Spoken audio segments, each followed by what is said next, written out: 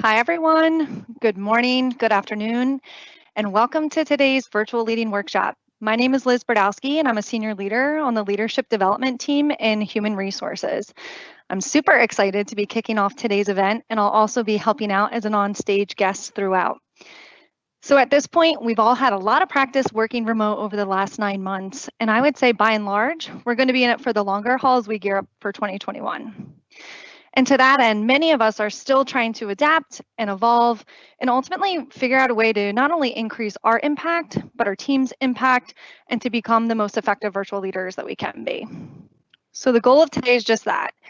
It's to provide you with applicable tools and resources that will also help you become not only a role model for effective remote work, but effective virtual leading. Today's topic and workshop is actually brought back by popular demand, which is incredible. So for context, we ran a similarly focused training back in late summer, and we had extremely positive responses from the attendees. And with that came an ask and ultimately a desire for more on the topic. So here we are today, we're bringing it all back to you, and we're also going to be building on that. We'll be hosting 2 more events after today focused on virtual reporting relationships and driving culture within virtual teams. So please be on the lookout for that, and we hope to see you there as well. And with all of that, I'm going to transition over to our special guest for the next 90 minutes, Sasha Connor. Sasha is the CEO and founder of Virtual Work Insider and has extensive experience working and leading in a fully remote environment. So Sasha, we're thrilled to have you back and can't wait to hear all of your valuable experiences and best practices. The stage is all yours. Hi, everybody. I'm happy to be here again with you all from Vanguard. So what I want you to get out of today's session and then out of the entire series, so those 3 sessions that Liz talked about, is I want you to be aware. I want you to be aware of some key virtual leadership concepts. So we're going to talk about some of those today, including something called distance bias. And I want you to be ready. I want you to be ready by knowing the 4 must-have skill areas to be an effective virtual leader. And I want you to be ready by knowing how to overcome meeting fatigue and email overload, which is what we're going to go deep into today. And then I want you to be change agents. I want you to take everything that you learned today and go back and adjust how your teams are working across the distance. We're going to be asking you to experiment a lot based on what we're going to be sharing with you today. So let's start out with some rules of engagement. Whenever I do one of these sessions, I like to actually role model effective virtual meeting facilitation skills. So let's talk about these rules of engagement. How are you going to engage with Liz and I up here on stage? Well, in a couple of ways. We want to have an interactive session. So you have a Q&A box that you can see here on the screen where you're going to be able to put your questions in for us. And you can even check down at the bottom here. You can check it if you want to post it as anonymous. I'm also going to be turning to you throughout today's session and asking you for insights and comments as we go as well. So you're going to use that same box to post questions, insights, and comments. And we have Grace with us, who's behind the scenes, who's going to be publishing those comments and questions as we go. I also want you to know that you are going to get a couple of resources. So at the end of today's session, this deck is going to be available for you. So it's going to be posted to a SharePoint site and we will provide the link for you. And then also you are going to get a learning aid. So you are going to get a packet that looks like this, where you are going to get all of the content that we cover today. So if you want to take notes while we go, that is great, but also know that you have a learning aid coming that summarizes everything. And then lastly, if there's trouble with the technology. So we know sometimes things go wrong. So if you start having trouble hearing me or seeing the screen, we suggest that you exit out and try to rejoin. Or if that doesn't work, try a different web browser or try via your smartphone. So I'm first going to go over a couple of concepts after I introduce myself a little bit further. And then we're going to go into some really specific tips and tools for you to take away from today. So let's start out by talking about the elephant in our virtual room, which is this is not normal remote work, what's happening right now. So when I would talk about normal remote work, pre-pandemic remote work, I would talk about how it needed to be a controlled and seamless environment. So I always had 2 locked doors between me and my kids. It needed to be controlled and seamless for whatever team you were working with. But this is different. So what we're experiencing right now is work-life integration, or maybe even work-life collision, like we've never experienced before. We might have kids in the household that we need to be helping and feeding lunch. Even now, for example, you might be listening to me and having to prepare lunch for your family members. Or you might actually also have to be teaching your kids within your household, or you have elderly family members that need help, or you might even have someone who's sick in the house that needs some help as well. So I start here because I want to start from a place of empathy. So first, to say to you, if you have to have a kid on your lap while you're listening to me, that's okay. And also to realize, as managers, we need to empathize with our team members as they're going through this. And even if you're working with clients, everybody has their own unique situation that they're going through during this time, and we have to start with empathy. So I'm going to give you a little bit of background on me. So why am I here talking to you about remote work today? So I'm actually a marketer by trade. I spent 18 years working in marketing, first agency side for a small agency in the Philly suburbs, and then a large agency in San Francisco. And then I moved client side to the Clorox company, where I spent 14 years leading large marketing teams, new product innovation teams, and even working in sales. So you can see on the screen some of the brands that I worked on while I was at the Clorox company. And for the last 2 years, I have been helping organizations work across distance, how to lead, communicate, and collaborate across distance. And I'm going to get into my remote work story in a minute, but what I find very funny is at this moment in time, what I'm an expert in is remote work and cleaning and disinfecting, which is coming very much in handy during a pandemic. So my remote work story actually starts back in 2009 when my daughter Nevin was born. So this is a picture of Nevin, and she was born in San Francisco, and we lived in a 1-bedroom apartment, and she slept in a pack and play. And some nights we would roll her into the closet to sleep. Other nights we would roll her into the bedroom to sleep, wherever it was quietest for her. And after about a year of us spending a lot of time in the San Francisco area where my husband and I lived, but then flying back to the Philadelphia area where our families lived, my husband and I decided to have a conversation about, what do we want long term? Did we want to live near the people that we loved, which was in the Philadelphia area, or did we want to stay near the careers that we loved in the San Francisco Bay Area? And at first, I thought I had to make a choice between the two, but then I had a bold idea, which was to ask our chief marketing officer if I could keep my job but do it from the opposite coast.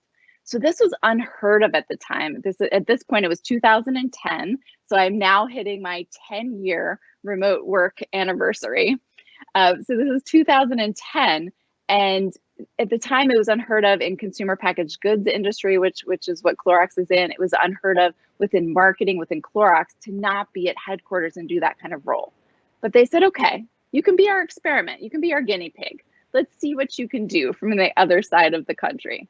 So that led to 8 years of me leading large distributed teams from my home office in the Philly suburbs. So actually, I live only about 10 minutes from your Malvern headquarters.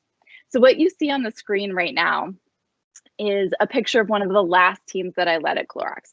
So it was a team of about 20 people, and we were responsible for over $250 million worth of sales. And what you can see is that there was a large group co-located together in the Oakland, California headquarters, and then other people who are also fully remote or working remote a couple of days a week.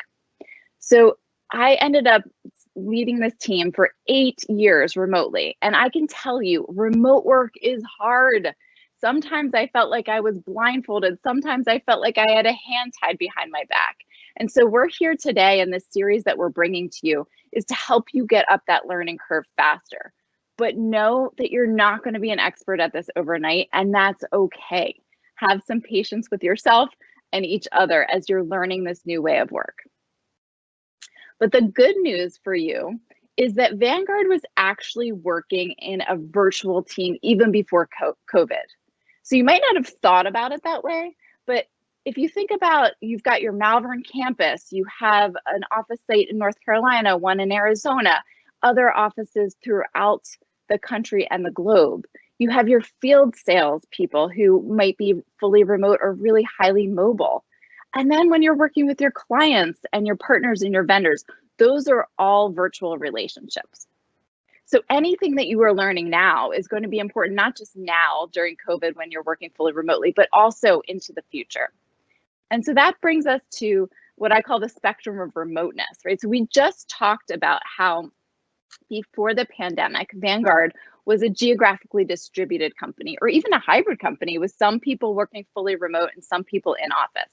But what happened overnight back in March was that you and many other organizations hopped into what's called a frog, a fully remote organization. And those fully remote organizations, they existed before the pandemic, but those companies that were fully remote, they had the processes and the policies and the skills and the tools in place to do that. But so many organizations found themselves overnight as a frog and are now having to kind of relearn those skills, put those policies and processes and tools into place.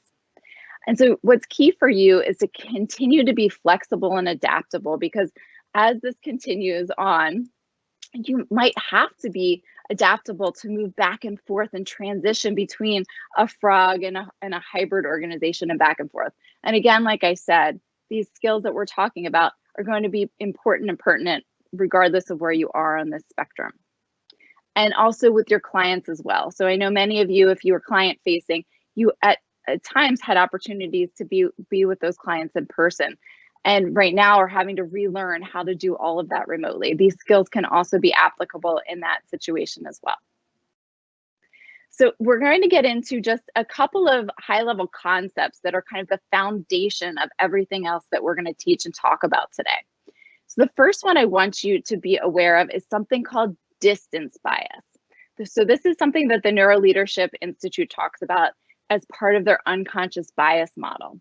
So distance bias is our brain's natural tendency to put more importance on the people and the things that are closer to us than those that are further away. I'm going to say that again because it's super important. It's our brain's natural tendency to put more importance on the people and things that are closer to us than those that are further away.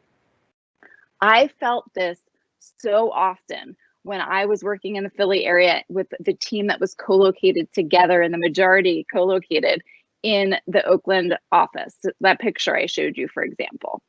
And this is something that you might have felt maybe if you worked from the Arizona office or the North Carolina office versus working at headquarters in Malvern. So this is one of those unconscious biases that we now need to be able to see when this happens, to name it and put plans in place to mitigate it. And this is something that comes up often in those hybrid situations where you have groups of people co-located in different areas and some people fully remote or in satellite offices. What you might be feeling right now is something that is kind of the close cousin bias of distance bias, which is recency bias.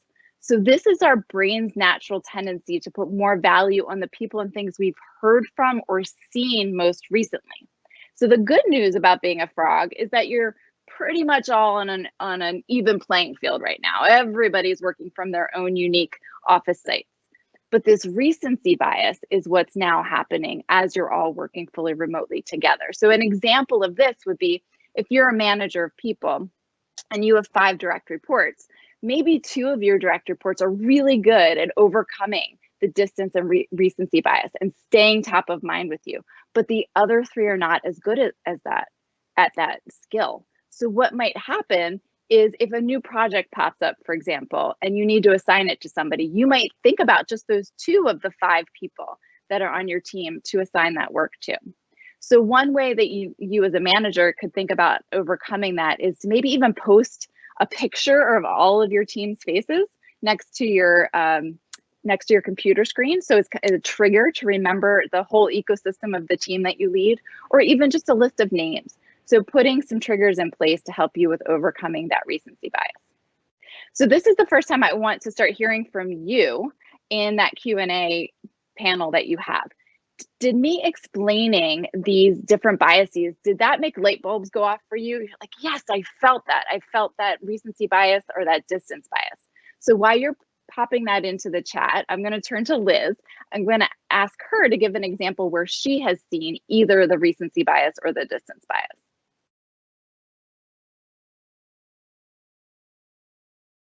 All right. I mean, I've probably seen them both. And as you were talking, the distance bias was something that was coming into my mind, but also as a way to like acknowledge the fact that it's been flattened a little bit through this virtual environment. And then of course I had to check myself. So I still see this showing up in little ways. Like if there's a peer, for example, who I work closely with and we have common work. So by default, I have a lot more interaction with that individual, which then leads to likely there have been times where I've tapped her versus perhaps other members of the team or other teams to get either questions answered or to brainstorm with. So I think it's certainly still present. It just looks a little bit different. And then where I see recency bias, I can't help but think of an example in the spirit of the time of year where just off of the performance reviews, and I was having a recent conversation with a leader I mentor, and this person was really feeling like a crew member on their team had maybe one or two interactions with another leader in that group, which translated into more of that individual talking in obsoletes or having a larger opinion of the individual that was really based off of a limited set of exposure. And I think in examples like this, it's always helpful in the spirit of the performance management process to get away from just asking for the feedback around the tails, the mid-year and year-end process, but also think about it like, could you reach out to seek feedback through triggered events, like an end of a project or at the end of a big meeting, and get that feedback throughout the year. So it's not just showing up here at the tail, and then you find yourself sort of mitigating against that, and then really targeting that message too would be another way. So maybe you're already coaching that individual on a certain skill set or competency. Be intentional with the feedback that you're asking for, and you can get really specific around that. And I would say why that matters is, especially in the virtual environment right now, you have folks that are have limited exposure to others, and since we're all not in the office together, we're seeing less and less of that unless our teams have this direct connection. So I think that's just one thing in the spirit of the time of year that it's in that comes to mind. Yeah, so everything that Liz is talking about is kind of thinking through your everyday interactions and where are these biases coming up, right? So one of the things I want you to leave with today, I said to be change agents, is now that you've been armed with a name for these two things, is to actually really start to catalog where you're seeing this pop up and start to put into place some strategies and tactics to overcome that. And I can see that we've had a couple of comments published. Yes, distance bias makes me feel disconnected from my team. Okay, so we've named it now. Now we need to, we're going to talk in a couple minutes about a mindset actually to help you with overcoming these biases. Somebody really liked the idea of pasting the picture of the team in front of you as kind of this visual reminder as well. So, and Grace, thank you for putting the definitions for everyone as well in there. So, you know, as we're thinking through this remote work situation, I want to share with you my virtual leadership success framework. So these 4 key areas to be a successful virtual leader. And when I say virtual leader, I don't mean you have to have a fancy title or a bunch of people reporting into you. We are all leaders. We're all expected to be able to lead other people's thinking and to rally our teammates behind our ideas. So these 4 key areas, the first one is tech tools and training. So we need to know what the right tech tools are to use and how to use them and troubleshoot them. But this is actually the least important of the 4 boxes here. So the other 3 boxes are even more important. So expectation setting. So we need to be really clear and principled about what our expectations are for each other, for our teammates, for the people that we're managing. We need to, you'll hear when I talk about remote work, I talk a lot about intentionality, because we can't expect these things to happen organically like they would have in an office setting. So coming up with your communication norms, and we're going to talk a lot about that today, coming up with the principles in which you are going to be working together, really important. Then there's this yellow box, which is the relationship building and culture building aspect. It's different. You probably are all feeling this right now. It's different than being in an office setting, going out to happy hour after the session, getting to know each other organically from bumping into each other in an office setting. So we are going to go deep into culture setting and driving culture in a distributed team on the February 3rd session. This is where I'm going to be going deep into what's the difference between culture building and camaraderie building. So I know a lot of organizations are doing a good job at that camaraderie building piece in terms of happy hours and fun things to do together, but we also need to focus on the culture, which is reinforcing our values, attitudes, behaviors, the way we treat each other in teams. So that's going to be February 3rd. So look for invites to come out or a sign up link for that one. And then this pink box, so other virtual skills. So I'm sure Vanguard, like lots of other large organizations, have a great leadership development team and leadership development program to teach the skills to lead. What I realized was that most of the skills that are taught actually don't layer distance into the equation. They assume we're within earshot and eyeshot of each other. So things to think about are skills like, how do you lead an effective meeting? Well, it's different when you're doing this in a virtual environment. Or how do you work with a remote direct report or a remote manager? You know, that skill specifically is what we're going to go into on January 13th. So if you want to sign up for that workshop, we're going to talk about the art of these virtual remote reporting relationships. And also thinking about, you know, how do you influence across distance? We did a workshop on that a couple of months ago too, where we went deep. So this is to give you kind of this broader view of all of the things that need to come together to be an effective virtual leader. So today we're going to focus mainly on these top two squares, this blue and green area. So what I'm going to do for you now is a technique that I use when I teach how to facilitate virtual meetings, which is called wayfinding. So I'm going to tell you where we're headed, where I'm going to engage with you, and how this is going to go. So we're going to go into these three different areas: adopting new mindsets, trying new rituals and tools, and setting boundaries and prioritizing. So in each of these three sections, I am going to interact with Liz a little bit. I might ask you to pop something into the chat, and then I'm also going to be pausing for questions. So I will pause, I will ask Grace to feed me a question from what you have put into the Q&A boxes. So here we go into the three areas for successful and sustainable remote work. And we wanted to talk about sustainable remote work because this has become more of a marathon than a sprint. And this is going to require some change. We're going to now need to put some new virtual ways of working into practice here. So let's start with the first one, which is adopting new mindsets. So what I'm going to pull up for you in the first mindset, so we're going to go through two mindsets. So this should look familiar to some of you. So I want to refresh you on one of Vanguard's strategic initiatives, which is NWOW, or New Ways of Working. I know you guys love your acronyms, the NWOW. So some of you might be more familiar with this than others, because I know that NWOW frameworks are being deployed across the company in phases. But we thought it was important for you, even if you haven't seen this before or seen this in depth, is to kind of reiterate this, because our call to action to you is going to be to reinforce this with your team. So there are actually three behavioral shifts that are being reinforced within NWOW. And I think that they closely relate to remote work, and here's how. So let's talk about the first one here. So moving from output to outcome. Well, the underlying principle here is that you want to be thinking about providing clarity on the intent and the desired outcome of the work. So back to that 4-square grid I just showed you, right? Expectation setting, really important. Well, that aligns very well with getting clear on the outcomes that you're looking for from your team. Also, if we think about meetings, and we're going to talk a lot about meetings, you want to ensure that your meetings have achieved specific intended outcomes. And getting really clear on your meeting hygiene, which we'll talk about, is going to help you get to those outcomes you're looking for. The second piece, from directing to serving. So this is about empowering the team as you guide and facilitate. Trust is so important in a remote environment.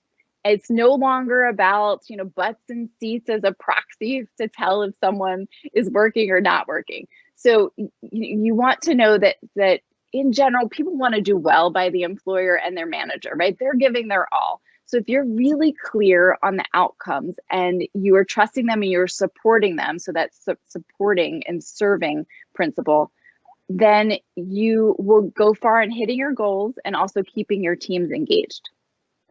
And the last piece is from perfection to progress. So this is about experimentation. As I said, I've been working remotely for 10 years now, and it's still hard, and I'm still learning every day new techniques and strategies. So you're going to want to try some of these tools that we offer you today. And if they're not working, pick a new tool or adjust as we go. So that's the first mindset. So the second mindset that we're going to talk about, and then I'm going to pause, and then I'm going to go to Liz to give a story to reinforce this, and then I'll answer a question. So this second mindset is the at cause versus at effect mindset. So this is something that's important to think about, even if we weren't working in a frog or a fully remote organization, but it's really important during this situation right now. So what do I mean by at cause versus at effect? So at effect, this is where you might hear somebody or even yourself saying things like, oh, if only they, or if only my boss did this, then I would be able to do my job better. It's these comments or thoughts about seeing yourself maybe as a victim of circumstance or controlled by the situation.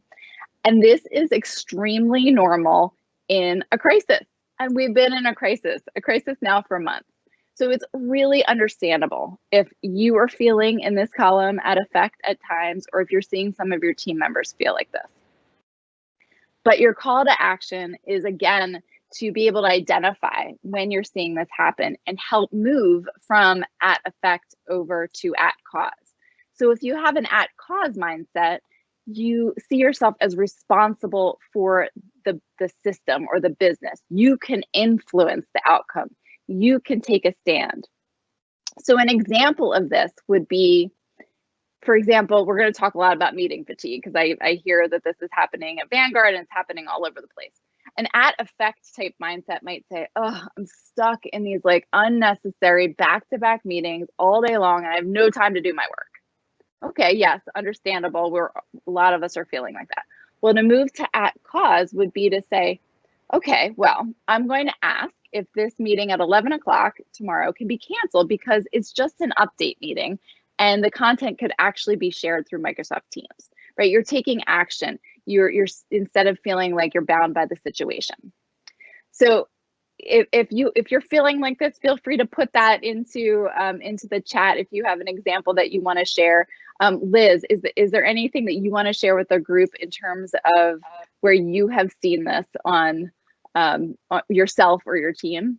Yeah, I would say, I mean, it shows up with the environment that we're in, given there's a pandemic and everything else going on in our country. But and it's hard not to bring that into work, right? So one of the I guess examples that I found myself wrestling with, and in between this, initially maybe at effect and then shifting to at cause, was just around the sheer information flying around through virtual channels. So you'd have this meeting, there's a, typically follow up, it's coming through email, it's coming through chat, it's coming through voice messages, and we're trying to kind of reconcile with all of this. And I think through that process, you can miss really important information, but you can also misinterpret that information, especially when it's in writing and through the virtual channels. And I was finding myself like in this situation where I didn't fully have context to situations, or I didn't necessarily have full clarity on maybe what the direction was and where we were going. And I think two really like tactical things was like coming around to taking ownership of it and what that might look like. And it is just as simple as following up and just checking my own understanding to make sure that we're on the same base. And that's through communication. And I would say, particular to the virtual environment, is through taking the extra step to be proactive. And once I kind of took that action, I felt far more at cause, in control, taking ownership of what was happening around me. Yeah, I mean, what you bring up is so important. That misinterpretation in electronic communication is super easy to happen, especially, I think sometimes there's a lot of trade-off between what happens between like clarity and conciseness. So somebody's trying to be really concise, maybe a text message, instant message with something really short, but then the clarity is super lost, and you can sit there thinking like, feeling very at effect. Like, I don't know what to do with this information. I don't agree with this information. And so your example is great in terms of moving to at cause, to actually ask for the context, to go back and ask for some of those cues and clues to be added. So Grace, do we have any questions on this first section, this adopt new mindset section, where we went over just these two areas, the NWOW, new behaviors, and at cause versus at effect? We do have one question, Sasha, and the question we have is it reasonable to have a combination of both? If so, what would that look like? If not, why? I'm between the guessing at cause and at effect. At cause, at effect. Okay, that's what I was going to clarify. Yes, and I think every day is going to be a little different, right? It's back to having empathy and patience for ourselves and our team members as well, right? Like, this is a very unusual situation where every day new information is coming to us about not just the work that we're doing, but like the broader environment in the country and the globe. So I think it is very possible for you to have one day that you're feeling very at cause and one day you're feeling very at effect, or flowing between the two during any given day. And so I think, again, it's just a matter of seeing when it's becoming more of a pattern, like an ongoing, if somebody's stuck in a rut in at effect, how do you help them move? Or if there's a specific area they're feeling very at effect in and haven't been able to move over to at cause. I'll give you an example. So one of the teams that I work with is a sales team, and the sales team was used to being in person with their customers for every touch point. And now that tool has been ripped completely away from them. And it took a very long time to move the mindset from at effect, which was, I can't do my job without seeing my customer or my client in person, to actually, yes, we can actually be at cause. We can do our jobs. We can develop relationships using virtual communication and collaboration tools, but helping to give them new tactics to try. And it took a little while to make that shift. So it's about identifying it, being empathetic to it, and then helping to provide some support and serving our team members to make that shift. So we are now going to move into our second section, which is trying new rituals and tools. So again, I'm going to be interacting with Liz a little bit. We're going to stop for questions. I'm going to be asking you to put some of your thoughts into the Q&A section. So I've heard that you are all feeling similar to many other companies that I'm working with, which is first, video meeting fatigue. So having your butt sitting in the same chair all day long, just bouncing from meeting to meeting and forgetting what time it is, forgetting to eat, maybe getting up to go to the bathroom, or stopping if like a kid needs help with math for a moment. I've also been hearing, there's communication overload. We're getting pinged and dinged from all sides. Emails are piling up, and our Microsoft Teams chats are happening, and there is no time to think or actually do the work. So we're going to now talk about how to handle this. So if you feel like this is you, I just described what you're feeling, go ahead and put a yes, that's me in the chat. And I wanted to invite Liz to actually talk about how she's been feeling with respect to this. Yeah, I'll share a couple things. So there's certainly my personal feeling about it, as well as kind of what I have seen other leaders do that I feel like really helps the environment. And I would say there's a lot that goes into that. So the first reaction I have is I'm like laughing at the visual. It feels very accurate. And I think like empathy is so important right now. It's a moment where, I don't know, we as leaders can demonstrate like true, genuine, authentic empathy for others. And that's because we're all going through the same thing. It's not just a non-leader thing, like we are all in this together. I was recently reading an article about Zoom fatigue and how it's real and why video calls are so draining. And it resonated with me so much. And I started to kind of reflect on why do I feel more tired now than after a day when I would be in the office, maybe for a longer period of time. And one of the things that popped up was around this idea of making more emotional effort to appear interested as I talk to other people on the virtual computer screen. And that's an absence of nonverbal cues. So for me, it was things like sustaining eye contact and how unrealistic that is when you have have 12 people on a call. It like literally tires your eyes out if you do it for an hour straight. And then I also think I put this pressure on myself, and probably many of us are, to express understanding or engagement in what the other person is saying. So a lot of head nodding, smiling, trying to non-verbally articulate that like I'm with you and I'm engaged. And where this is like counteracted or gone against me was just if I did sit still and I'm just like listening, maybe not having any facial expression. I've actually been asked, like, is my computer frozen because I'm not giving those cues? And to me, like, that's tiring. Like, that's like, make no mistake about it. That's putting myself out there. Like, that's exhausting. So I think a few things, like as leaders and ways that we can show up for our team. Like, one, first and foremost, which probably many of us are doing, is genuinely checking in with the team, not on work stuff, but totally on the personal front, and making sure that that becomes a regular cadence between you and your team. Asking daily questions like, hey team, on a scale of 1 to 10, like, what's the energy level today? Because at any given day, it could be different for someone depending on what they're going through. And I think really just recognizing that it's not a one size fits all. So you're going to have someone who wants the video meetings, who thinks that they need to meet with you at no matter what. And then you're going to have someone that is like, look, I need more heads down time. I prefer not to be on video right now.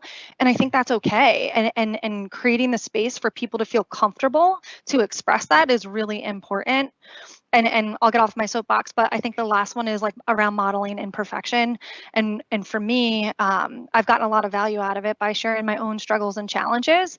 We're in an unprecedented time. It's not normal time. And if there's one thing that I would say that we're not right now, it's being perfect. And I think it's really good to be sharing that with crew and kind of going back to the, we're all humans and trying to do the best we can with what we have. Great. Well, thank you for sharing that. And I see in the comments as well, we've got somebody said 100% my life, and we've got some people who are thumbs up. And yes, that's me. So that's what we're here to help with today. So we're going to go through some tools here now. And I first want to start by introducing this idea of synchronous communication versus asynchronous communication. So synchronous meaning live, real-time communication. So what we're doing right now. Right? Asynchronous communication, meaning not live, not real time, which could be email, for example. Some is often not live, not real time. And this might be like a simple concept, but I think that a lot of times we don't take a step back to say that we actually need to be using a combination of both. So most companies that were used to being mostly co-located before the pandemic had a pretty synchronous culture, right? We're in cubes and bullpens and people popping by each other's offices. And you like that kind of live, real-time synchronous. And now that that's been stripped away, what's happened is what I expected to happen, is that we have fallen back on the two things we know how to do, which is set up meetings and send emails. So we need to provide you now with some new tools, some new virtual team tools to strip away some of those formal one-on-one meetings, to strip away some of those emails back and forth. So how we're going to set up this section is I'm going to go through some synchronous tools first, and then we're going to pause and answer a question, and then move into asynchronous.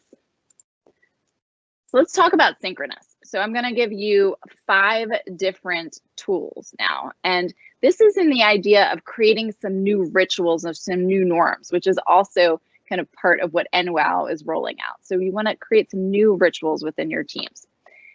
So the first one that we're going to talk about is relative to leading formal virtual meetings. So I'm going to say something that might seem a little controversial, which is the best meeting might be the one that you never actually have. So time is at a premium. We talked about this, extreme work-life integration.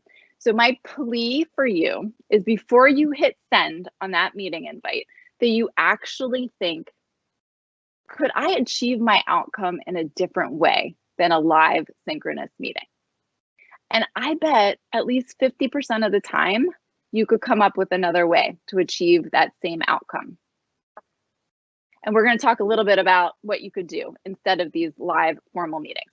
But first, let's pretend you've thought through that and you've said, okay, no, I can't do this asynchronously. I need to have a live formal meeting. Okay, so if you're going to do that, then my next request of you is to think through a really well-developed agenda. So I'm going to give you a framework for this. So the 5 Ps framework.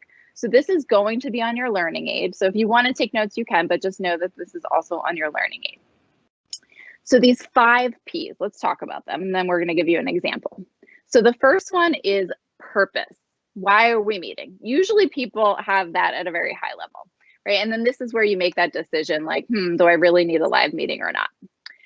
But most of the time, what people don't do is this second P, this product. What is the specific intended outcome of the meeting? How will we know we've had a successful meeting? So for example, the purpose might be something like, we're going to meet to have a review of the timeline for the project. Well, actually the product needs to be something specific like, we will have achieved our outcome when we get to a completed timeline and have identified the top 3 risk areas for the project, right? So you know exactly what you're trying to leave the meeting with. Then from there, you want to think about the process. How are you actually going to facilitate the meeting so that you get to the decision or to whatever the outcome is that you're looking for? You know, when you're doing these live meetings, what you're trying to achieve is an efficient, effective, inclusive, and engaging session. And so you want to think about, how am I going to facilitate this when maybe you're used to facilitating in a huddle room and now you have to use different technology tools in order to get to that engagement and to that effectiveness. Then the pre-work. So this is where the asynchronous piece comes in. What prep can be done ahead of time? Where could you send a pre-read perhaps, so that people can fit that in where they can within their own workday, so that they can come to the meeting ready and you can have a much truncated meeting, right? So all of these things are meant to help shorten the meeting. So this isn't helpful if you were intending on a 1-hour meeting and you still send a pre-read and still want to have a 1-hour meeting, right? These things should actually help truncate and shorten the meetings. And then lastly is people. Who needs to attend? Can you narrow the invite to the smallest group of the right people? So I know, Vanguard, you're a very polite culture, right? You get invited to a meeting, you're probably going to show up. So sometimes what we see is a lot of redundancy of people getting invited to meetings. You and your boss, you and your direct report. So thinking about how do you narrow to the smallest group. And there's actually research that says that if you have meetings of over 8 people, then the meeting effectiveness actually goes down. So what you want to try to do is avoid having tourists. So meeting tourists that are there just to kind of listen, but they're multitasking anyway. Those are people who could read the meeting notes afterwards. All right, so this is the 5 Ps agenda. And how this could look is something like this. This is an example here. I started to tell you about this, project timeline creation, where you would really outline, you tell everybody ahead of time what the purpose, the process, what the product is, what the pre-work is. So in this case, Alice is going to post the timeline to SharePoint 3 days prior to the meeting. So people have time to look at it, maybe make notes on it, so that when you're in the meeting together, it can be really effective. So Liz, I know you had a story to share about meeting hygiene with the group. Yeah, I would say, as much as I hate to admit it, I'm probably guilty as anyone when it comes to meeting effectiveness, and the way that you laid out the 5 Ps is so simple. And again, this is another one of those, like, I need to visualize it and almost like put it in my desk area and anchor back to it, because it speaks to me and it makes a ton of sense. One of the recent situations where I ran into was I was part of a group, and it felt like we were having a lot of meetings, a lot of people over what felt like the same topics, and making like very incremental but barely progress. And I think where we were ultimately at was like, there were a couple outstanding decisions that needed to be made, yet there were 10 people in the room, and it kind of slowed it down. So for me, it was stepping back and kind of reflecting on why does this feel so painful? And then speaking up to offer an alternative path. So in this case, it was fairly straightforward, which I think happens to be the case in a lot of these situations. So it was like, hey, let's stop the meeting madness with the big group. It sounds like there's probably 2 or 3 people that need to weigh in on XYZ decision. Once the smaller group gets together and makes that decision, how about we virtually share that update with the larger group? And what I find too, in kind of expressing this, is that other people not only feel the same way, but they're relieved, and they're like, oh my gosh, thanks for calling that out. I was feeling the same way. So it really just takes kind of thinking about it a little bit differently, with ways that you can save people time be more efficient, but then ultimately get to that outcome that you were striving for in the first place, and almost getting in your own way. Right, it's just kind of trying to question and re-question everything. I see a tip that somebody put into the Q&A. Another great tactic, ask yourself if this 1 hour meeting can be streamlined to 30 minutes, or if the 30-minute meeting can be streamlined to 15, or do I need the meeting at all? So just take a couple weeks to do this questioning, and it will start to adjust how your behaviors. So we're still talking about these formal meetings, and oftentimes to video or not to video comes up.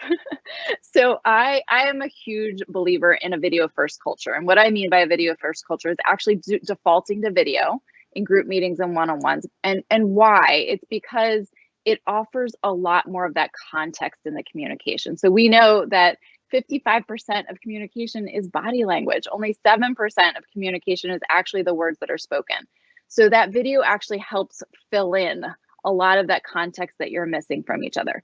But I do understand the video fatigue and as well. So let's talk a little bit about when you might want to use video and when not. And it's important for you to have these conversations as team norms. You don't just want to make assumptions that we all know when we're supposed to put the video on or not. So one of your calls to action might be to go back to your team and actually talk about when we're going to use video and not. So for example, when to use video.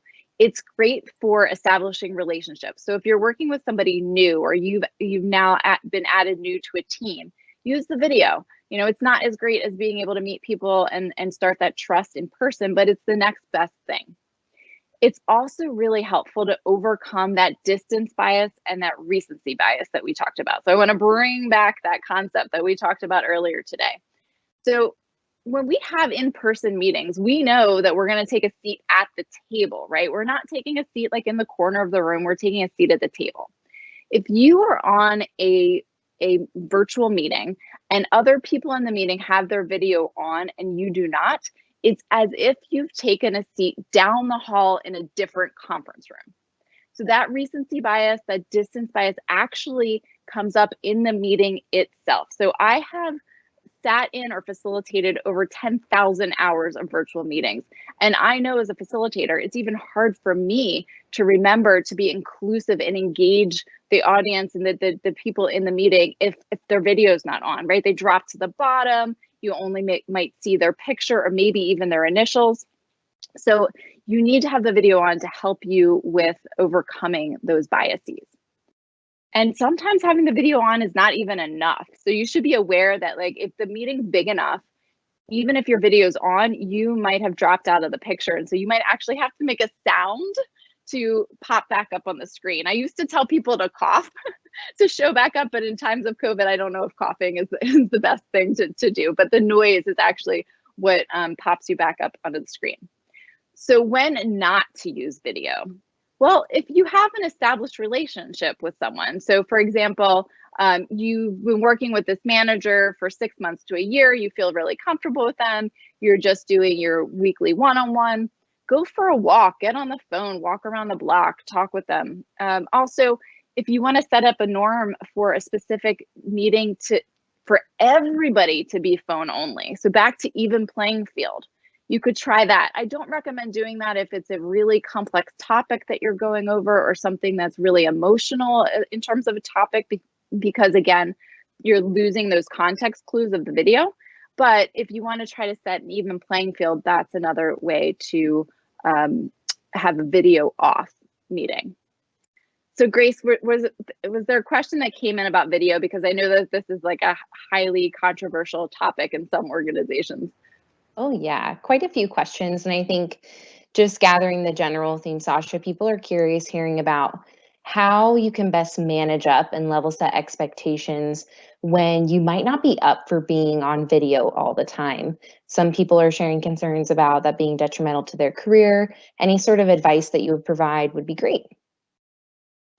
Yeah, I think it gets back to having these norming conversations with your manager, with your team, and back to being really to the vulnerability of it. So those of you who are managers or senior leaders listening to me right now, you're going to have to invite the conversations. You're going to have to be vulnerable yourself to say how you're struggling with this with yourself, so that somebody who might be more introverted on your team, for example, could speak up and say kind of what they need in terms of the video and not video, and then come to a common agreement about when it's necessary and when it's not. So I think it does get to, again, not making assumptions about these norms, but actually talking them out. That's great. So we've talked about these kind of more formal meetings. I want to give you a couple of options for a little less formality, other ways that you can use your time blocks together during the week. So one of those tools that I want to give you is called a virtual stand-up meeting. So you might have heard of huddles. These might be things that you're doing through Lean, Agile, and WOW. So it's a similar concept. It's a similar concept in that it's a quick hit, fast-paced meeting, but the goal is a little different. So let me give you an example of what a stand-up meeting is. So your principles are that this meeting should be less than 15 minutes, especially if it's a smaller group. So I would say that these need to be in kind of mid or small size groups of maybe like 15 people or less. If you have up to 15 people, you might have to go to a half an hour. But the idea is everybody comes prepared to the meetings, and it's 2 minutes per person. And the idea is it's going to prompt short discussion, and it's something you could do daily, every morning. It's something you could do Monday and Friday. Like you could have a virtual stand-up on Monday morning, and then a Friday where you kind of do a retrospective and look back on the week. And what you're doing in the meeting is you're talking about priorities and barriers to hitting those priorities for the week. So the idea here is that you're trying to replace, not add to, but replace a lot of the email backs and forth about who's working on what people are doing and how far along they are and who they need input from. So for example, in this 15-minute meeting, you would have a meeting facilitator who would help with the round robin. So you'd go person by person and ask them to answer 3 questions. So I've given you an example of what those 3 questions could be. So what are your top 2 priorities for the week? What decisions do you need from the team? Who and when? And what barriers are in your way? And so this will help, again, cut down the email back and forth in terms of like, hey, like, are you available on Thursday? Because I need you to review this thing live with me. Well, in the meeting, when you say that that's a barrier to actually achieving one of your priorities, that person could say, hey, let's talk at 2 o'clock on Thursday, right? That's done, move on. And then also the real power in this is as a leader and you're hearing your team talk about the priorities for the week, you can steer the ship. So if you hear somebody talking about a couple priorities that actually you don't think should be worked on that week, you can tell them that they need to deprioritize that work and reprioritize something else. So that's the virtual stand-up meeting. So there's 2 other tools that you could think about. One is office hours. So this is kind of stealing from maybe what you used to go to during your university days. This is for quick one-on-one needs. So with my team, what I would do is every Wednesday from 9 to 10 a.m., office hours were on my calendar and were on all of their calendars. It wasn't blocked that they couldn't schedule over it. It was just kind of a reminder that Sasha was sitting at her desk ready for you to come knock on my virtual door. So how you knock on my virtual door was through instant messaging me. And it was kind of first come, first serve. So if somebody was there right at 9, they popped into a video call with me. We had a quick back and forth. Then if somebody else needed my attention, they would instant message me and I'd say, okay, I'm almost done with Liz. I'll be over to you in a second, and then move through that way. So what that enables is your team members to start batching together things that are not urgent to come to you to have these quick backs and forth. So again, this should replace a lot of email or Microsoft Teams backs and forth. And then the last thing I'm going to tell you, and then I'm going to show you how this pulls together and answer any questions that came in, is spark time. So this is a new concept here. So I know that a lot of you are probably missing that kind of banter back and forth between your cubicle mates if you were co-located together. So this is an opportunity for you to create what I call planned spontaneity. So this is a situation where, here, let me pull up kind of a schedule here, where I used to do this twice a week with my teams, where we would have time blocked on all of our calendars. So that team of 20 that I showed you that picture of earlier today, everyone would have the same Spark time on their calendar. And this was a situation where the norm was you cannot schedule over it. So this is everybody is available at these times for us to grab each other for these quick chats. So say you have an idea that you need somebody to help you build on, or a problem you're trying to solve. You know that three people on your team are available, then you can grab them through IM and jump into a live chat or session.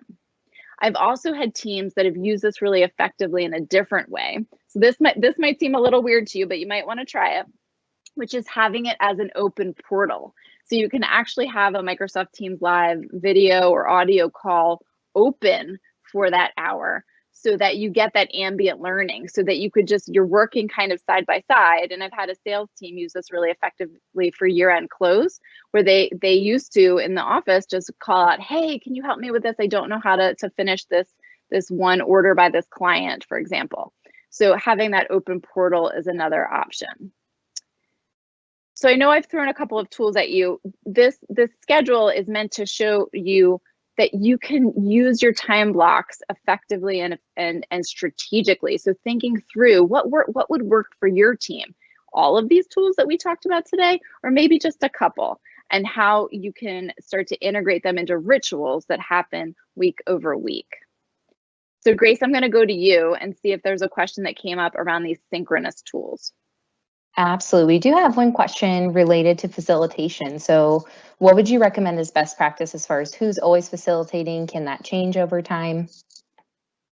Yes, I think in all of these, the facilitation should be rotated, because you don't want it ever to fall on the same person over and over again. I think if you're for the virtual stand-up meetings for the first time, I think the leader should facilitate, because what you're going to find is that people are going to want to use the meeting as a way to tick through their entire laundry list of to-do things, and you don't want that to happen. And so what you're going to actually have to do is really proactively and politely cut people off, help them understand how concise and succinct that they need to be in those meetings. But then after that gets more ingrained, I think you should be rotating the facilitation.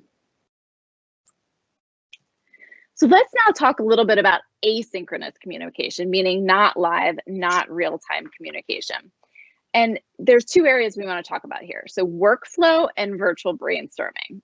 So when I say workflow, I mean the tasks that need to get done to hit a goal or an objective.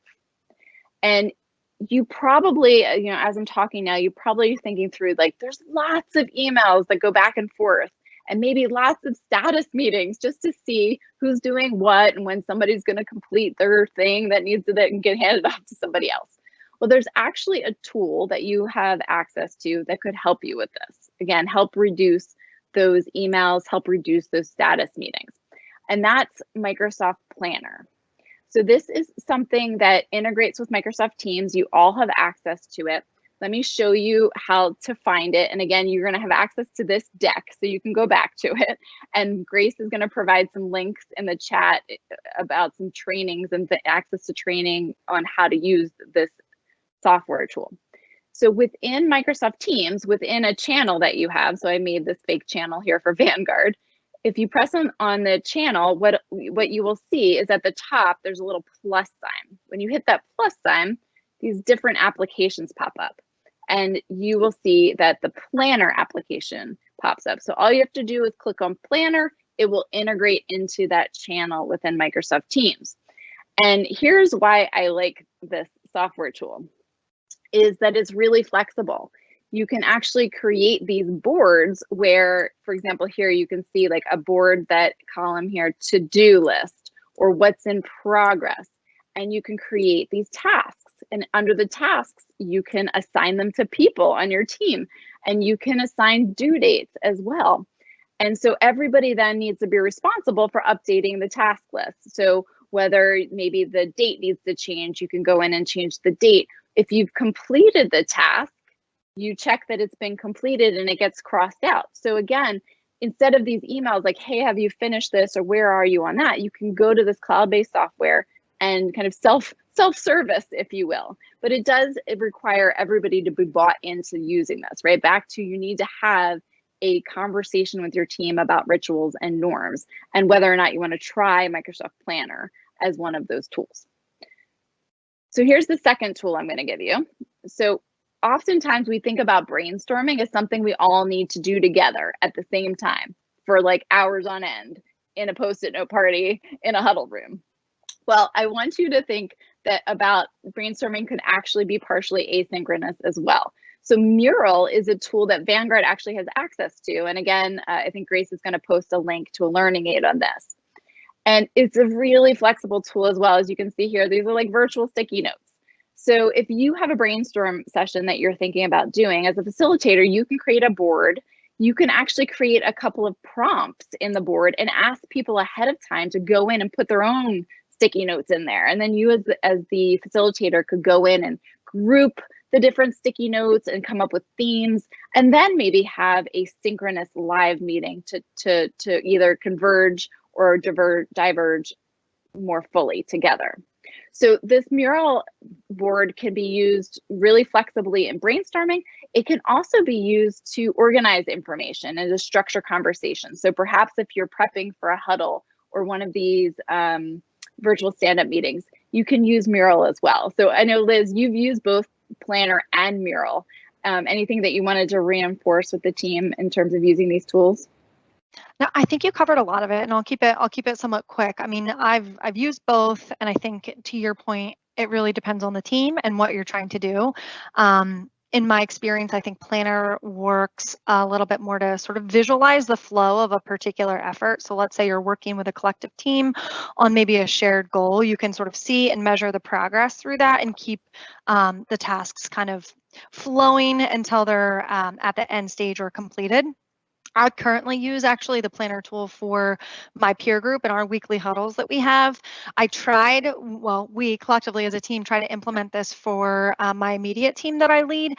And honestly, we tried it in the spirit of giving it a try, but it didn't work for us. So we actually pivoted to Mural. I think the rationale behind that was that it gave us a little bit more free form expressiveness. Some of our things don't have a definitive start and stop necessarily. So for us, this Mural board and very kind of similar to what you have shown up here was what worked best. And then also too, I would say I'm a big fan of Mural just because it has so many templates already created. So if you need to do a brainstorm or affinity exercise or get feedback from the team, it's super helpful. But circling back to the fact that it's all about giving something to try, seeing what the team gets the most value for, but then building in the retrospective to say, hey, is this still working? Is it what we thought it was? And if not, let's continue to make pivots to make it work for us. Right, back to that NOL principle of experimentation. Try something, doesn't work, adjust it, try something else. So Grace, did anything come up with a question specific to the asynchronous tools we just reviewed? No questions at this time. All right, well, we're gonna hope to have some extra time at the end for additional questions. So in case one pops up, we will go to that. So we are now on the home stretch in terms of this third area that we are on now. So setting boundaries and prioritizing. So I mentioned that this is not normal remote work, and we have so many things pulling at us. So this is a picture of a different angle of my home office. And this was as I was working on a client deadline and a line started to form beside my desk. So that's my daughter Nevin there. So she was the baby that you saw in the photo I showed earlier. She needed help with a school assignment. And my son, Kieran, he needed attention and wanted to play a board game. And I wanted to bring this up because I'm sure so many of us are feeling this like cue that is this line that is forming either like physically next to us in our homes or electronically coming at us, right? So again, this is about empathy and thinking about what's happening within our own homes, the homes of our team members, the homes of the partners that we work with, the clients that we work with. And so we wanted to talk about some ways to help with this. So let's talk about interruptions. So it's going to be a given that we're going to get interrupted, whether it's from one of our household members or our team members. And prior to COVID, it was actually documented that we are interrupted at work every 6 to 12 minutes. So I got some advice from some social and organizational scientists that I thought I would share with you. So the first is how to handle these interruptions is through mindset. So you need to start out by knowing it's not if, it's when you're going to get interrupted. And so we need to move from trying to protect against interruptions to actually managing the interruptions. And then the second part I thought was really interesting because this hadn't occurred to me before, which was to reframe the interruption as a positive. Because usually what I do is I kind of get frustrated, right? Like my whole body kind of tenses up when I get interrupted. And the scientists talked about how if you're kind of forced to take a break with the interruption, and the positives could be that when you come back to the work, you can actually have a new idea. You're looking at it from a new perspective. It gives you a break to maybe even go get a snack or to drink some water, which you might have forgotten to do. And also it can be an opportunity for you to actually bond with or even help the interrupter, whether that be a teammate, whether that be a child in your household. So take a moment, relax, try to reframe as a positive. The second piece is to actually have an interruption strategy here. So having a strategy when you're interrupted will help the interruption be less detrimental to your productivity. So when you switch, when you're interrupted, when you switch, it's really difficult cognitively. So your brain actually wants to get to completion. So in most cases, like we don't fully switch. We actually have what's called attention residue. And so for example, like when my son Kieran comes to ask me a question and I'm focused on something I'm working on, he'll ask me a question and I haven't even heard what he said because my brain is still trying to complete the thing it was thinking about. So in order to help to make sure the productivity for the task that you're getting interrupted on, and also that you're able to do well at the new task, one of the things that the scientists talked about is having a ready to resume plan. So this is when you're interrupted, note quickly where you are on the interrupted task and what you will need to do next when you resume. And this has actually been proven to provide a big performance impact, both on the interrupting task, which in my case would have been Kieran, and the interrupted task, which would have been the client presentation I was working on. So here's what you could do in the case that you get interrupted. So Kieran approaches me and asks me a question. Here's what I would do. I would say, just give me a second. I need to quickly write down where I am with this work. So take a moment, write it down, and then you would say something like, thanks so much for giving me the time so that I can give you my full attention. So this works with kids, but it also works with your boss, your team members, your senior leaders. So try it out in the case that you get an instant message that's interrupting you and you feel like you need to respond. The other strategies that you can have for these interruptions are two of the things we've already talked about. So spark time and office hours. So in a way, those are ways that you're batching together interruptions. You're saying to your team members, save all of your interruptions, unless they're like super time sensitive, to the time when we've decided together on spark time or the time when we've decided together on office hours. Also, what's interrupting you are notifications, the pinging and the dinging that we talked about here. So take back control. Don't just let the pinging and dinging happen to you. So you can actually do this within Microsoft Teams. So again, you will have the deck so you can follow the instructions, but it's really easy in the upper right. Click on your picture, hit settings, hit notifications, and then there's an area called custom. And you can go through and you can customize all of your notifications by team, by channel, how you want the notifications to show up. And lastly, you can actually mute chats too. So I know that this happens a lot. You get put on a group chat and you're in a meeting and you're getting ping, ping, ping with these chats. You can actually go in and mute the chat. So if you find the chat, hit the 3 dots and hit mute, and you can unmute it later too. So my plea for you is to not get controlled by your notifications. So you control the notifications. All right, so we've gone through these first 2 areas on boundaries and prioritization. Now we're going to hit a couple quick hits on these other tools for you. Core meeting hours. So let's jointly agree upon time for live synchronous work and what times are off limits. So back to everybody's in an individual situation right now. So if you have kids at home, for example, having live meetings between 8 and 9:30 a.m. actually might be really hard if you're trying to get your kids set up for virtual school, or if they're still going to in-person school. Or later in the afternoon might be a difficult time for you. So you need to jointly agree. I mean, having these conversations about what works best for the team for when you can be available for live synchronous work. The other norm that you need to talk about is responsiveness norms. So with all the weird time shifting that's happening, understandably, what's probably happening is this second shift of work that's happening late at night after kids go to bed, after the dog's been walked, after you've helped your parents with grocery shopping or whatever needs to happen. But what that then happens is these late night emails going back and forth, these late night Microsoft Teams chats. So having a conversation around, if I send something at a certain time, it's because that time works for me. I'm not expecting a response from you.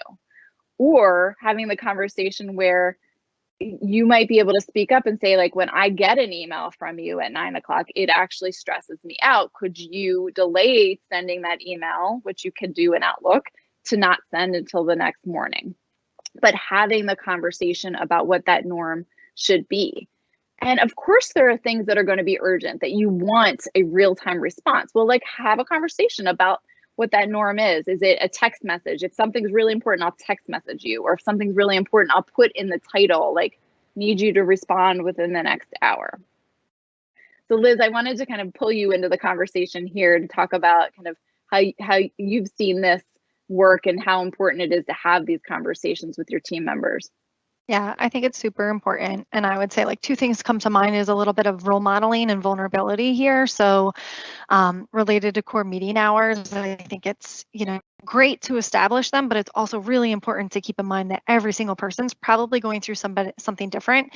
There was an example, I think of a team that I led in the past where they wanted to be like follow really strict like hours of the day, and I knew right off the bat, like, there's at least two people that, like, due to their personal demands, like, that's not going to work for them. So I think it's also expressing and like giving an example. Like for me, I shared, like, I have a stop time. It's between 4:30 and 5. Like, you're not going to hear from me between 5 o'clock and maybe 8:30 at night. I will typically log on if I need to after 8:30. And it kind of then ties into the responsiveness of, I don't expect you to respond, and I am conscientious, because I think it differs for folks, like the stress if they get a ping through their phone and they're kind of separated themselves from work for the day, that I will delay it. I'll delay it till the next morning if it's a message to the whole team, but it's more that I work in a totally different environment. I have two small kids that I often feel like get the short end of the stick, and that 4:30 to 8 o'clock time is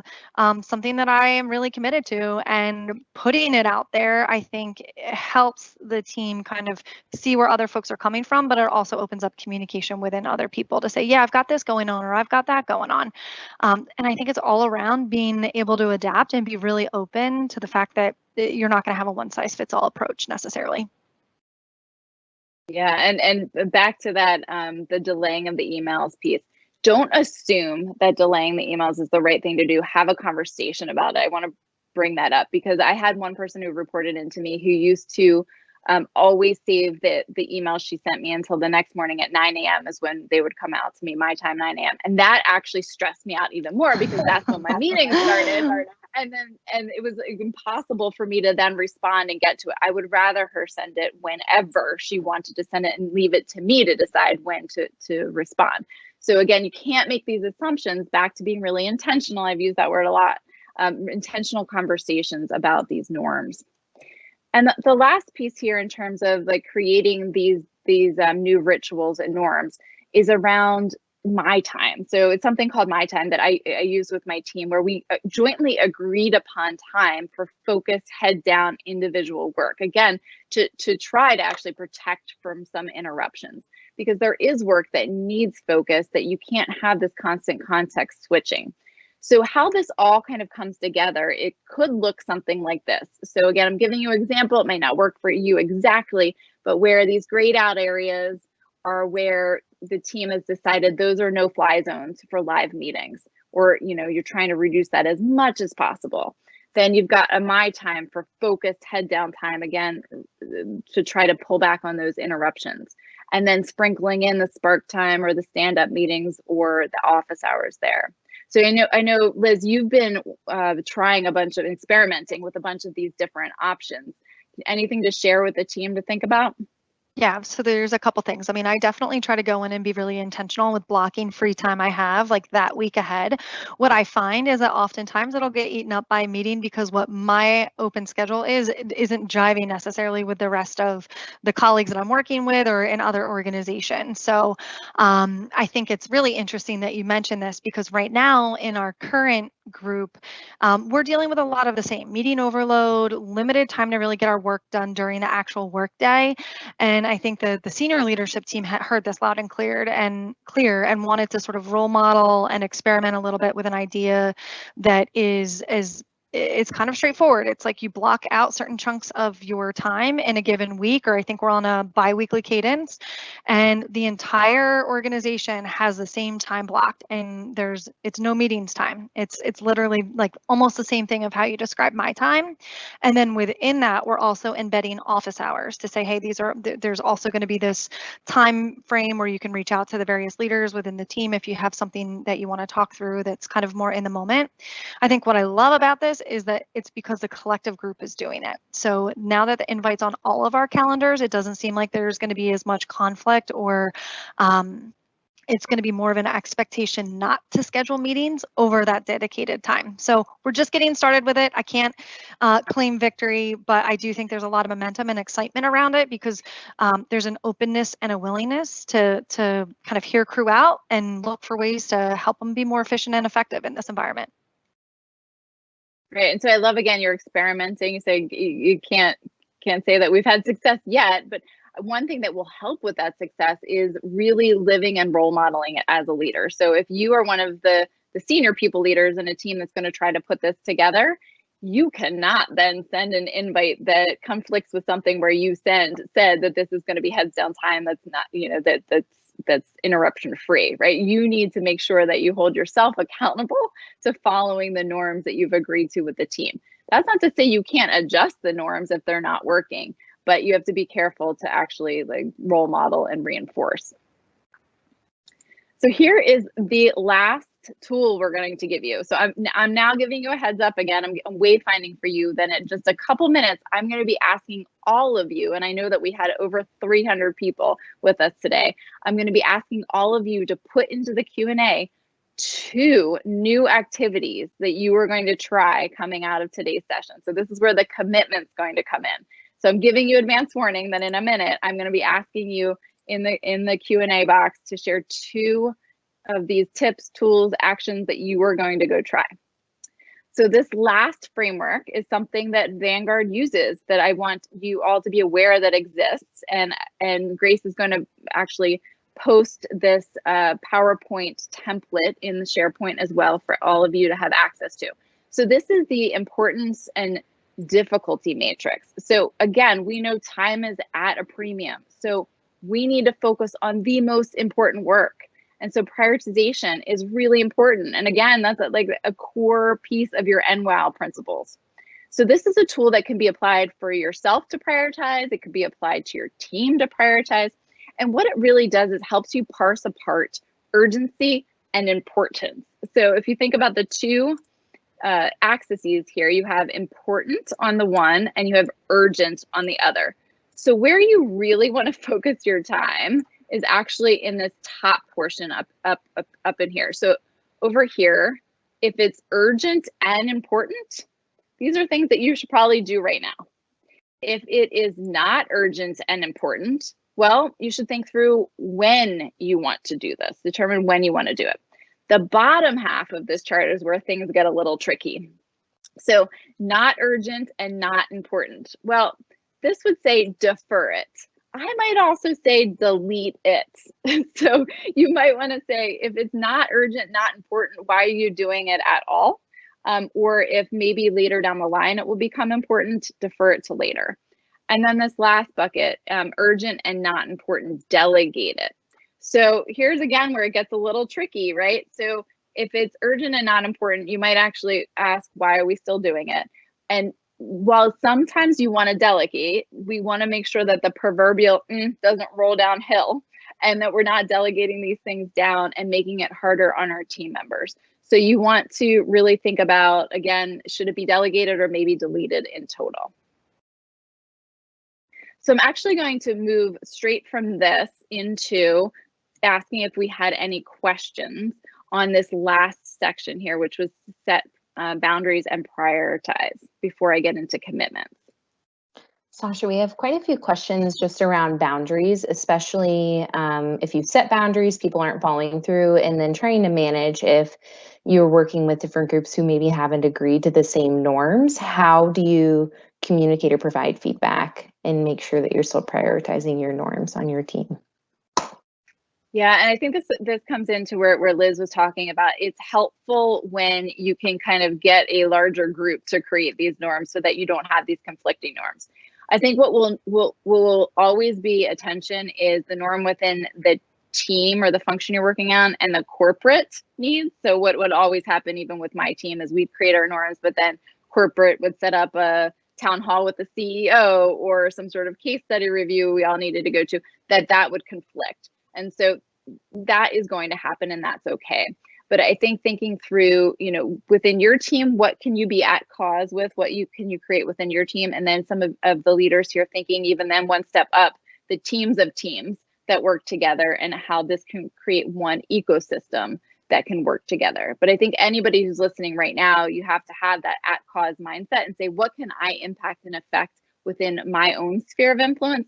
And then if you need more to reduce some of those conflicts, to start escalating up to your leaders and saying, here's what we're trying, and this is working really well. Can we expand upon some of the norms that we're setting here? So this is where I'm going to ask you all to commit to 2 new actions. So I want to start seeing lots of these comments start flying in the Q&A. So what I have on screen for you right now is all the things we talked about today, which I know is a lot, but we wanted to give you a toolkit. So I know that not everything's going to be a good fit for you. So I want you to pick the things that you think will most work with your style, with the way that your team works together, with your team culture. So I'm going to give you a moment to do that.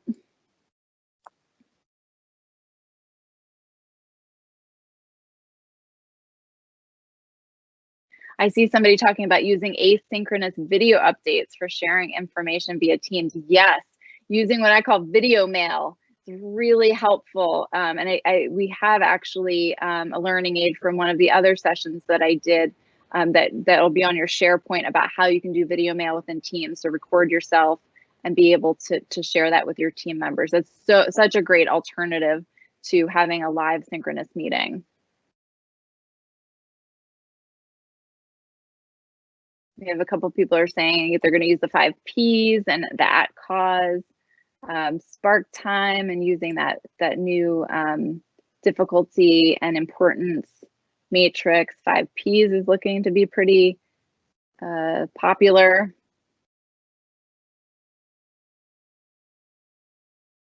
Great. And so again, experimentation, try something, adapt it if it's not working for you. So here are our next steps. So we want you to complete a post-session survey. So that's a link's going to come out, I think, in the chat and also via email. Please complete that by the 11th. And then our other ask for you is to commit to review these commitments that you've just shared with us with your manager and your direct reports within the next week.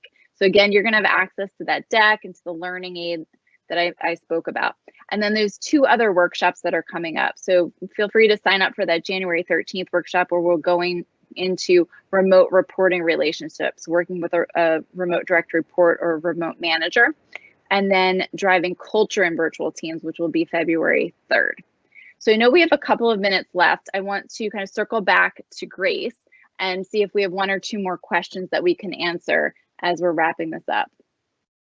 Absolutely, Sasha. If we could just go back to the distance and recency bias, we have a question specifically about how, if you notice this happening and you're not necessarily the perpetrator, so to say? How can you provide some feedback or approach that if you feel like you're actually on the other end of the bias? Yeah, I think, you know, again, being change agents here. So this is a great opportunity for, especially if that person is not in today's session that you think is a perpetrator of this, to maybe even come back and say, I learned about these great concepts or tools in this session today, and use it as a way to engage in a conversation with that person. That can feel non-confrontational. That's one way to do it. And then also, I think it's the one-on-one conversation, back to video, and having some more kind of maybe emotional or conversations that might feel a little bit more tense. I think that video actually helps. Don't have this be an email back and forth where it's like, I'm feeling distance bias and I need you to help me, right? This is probably better for a live video conversation about how the impact is making you feel. So what is the impact of the distance bias or the recency bias on you? And then giving some suggestions for how to change the behavior to improve the impact. Great, thank you. And then we do have another question here. So for people who have meetings going on and not everyone can attend, we found that sometimes recordings aren't the best way to keep those individuals updated. What would you recommend for another strategy to fill in everyone on what happened at the meeting and action items to follow? It is so important to do meeting notes.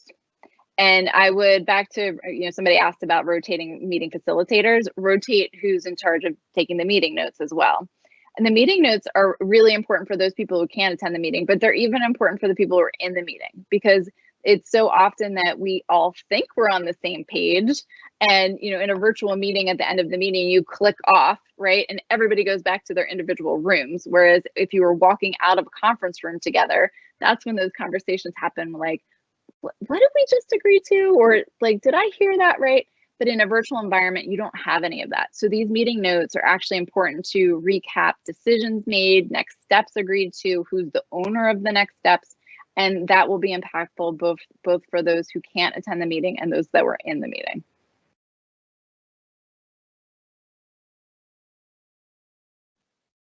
Great. Do we have time for one more, Sasha? Let's do one last one, and people can drop off as you need to move on to your next back-to-back meeting, I'm sure. Yes, we had a couple. We had double question on this one. So how would you suggest encouraging your crew and yourself to make the transition from at effect to at cause mindset? So I think so again, this is a great opportunity for you to take these concepts you've learned and start to teach them back to your organization. And start using the language. So when you're seeing yourself, back to being vulnerable to yourself, when you're seeing yourself being at effect and have to move to at cause, tell your team about it, right? So that will make them feel more comfortable, maybe even describing when they're feeling the same way. So the role modeling piece, being able to speak to when you're feeling it. And then if everybody's using the same terms, you can provide that one-on-one feedback with a team member. I wouldn't do it in a group setting, but you can even start to use some of those words to say, I'm feeling like you're being a little bit at effect here. Here's how, like, can I help you move to a more at cause mindset? Here's some things that maybe we can work on together to help you with the transition. Well, thank you so much for your time. 90 minutes went super fast. I know that we gave you a lot of tools, and I hope that you start to experiment with them, share this with others, give each other feedback on using these tips and tools. And I hope to see you at our January session.